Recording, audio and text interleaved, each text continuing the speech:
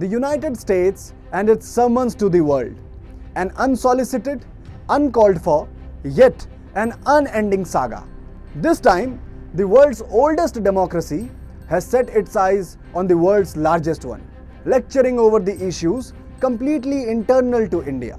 So with respect to the second question, we continue to follow these actions closely, including the arrest of Delhi Chief Minister Kejriwal.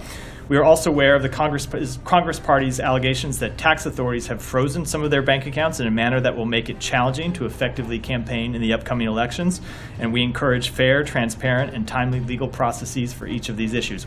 Be it the arrest of Delhi Chief Minister Arvind Kejriwal or the freezing of Congress Party's bank accounts. Noticeably, the United States has poked its nose repetitively despite Bharat raising strong objections. Why is the United States so bothered about India? Is this the first time that world's most powerful country has crossed the red line? Why, despite several warnings by India, the United States is refusing to follow the rule of law? Let's decode.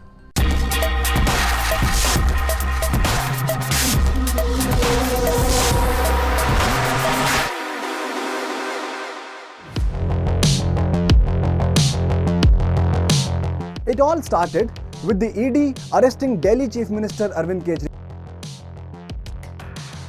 raising its concerns over the developments in the national capital. Washington called for a free, fair and transparent legal process. India strongly objected to the remarks made by the US officials and warned the US against setting up an unhealthy precedent. But the White House remained unfazed, nudging India once again to take an appropriate action.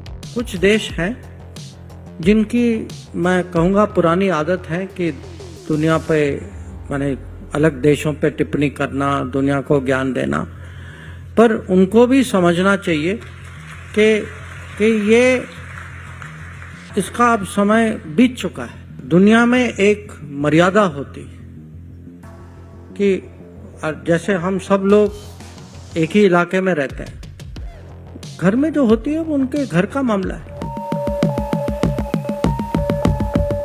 However, this is not the first time that the US has failed to mind its own business.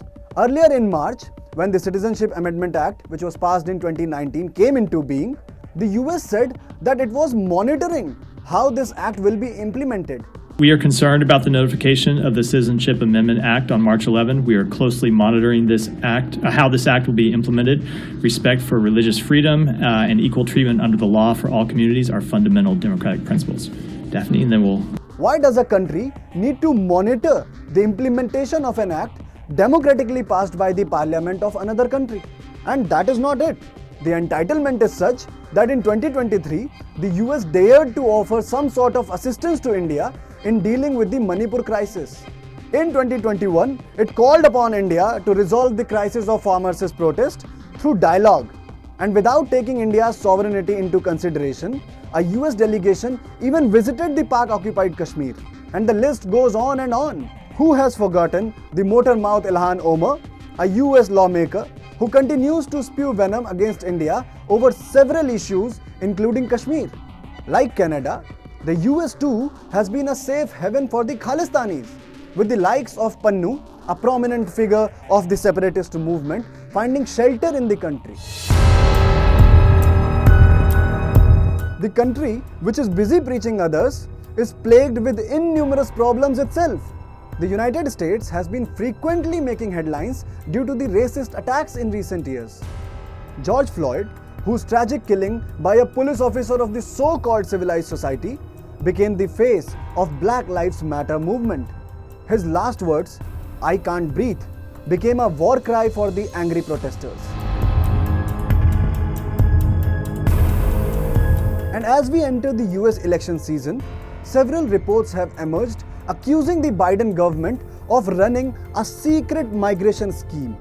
As per these reports, the US President Joe Biden is secretly allowing the influx of inadmissible migrants, allegedly to garner electoral gains. And about the prevalent gun culture among the school-going students of the US, the less said, the better.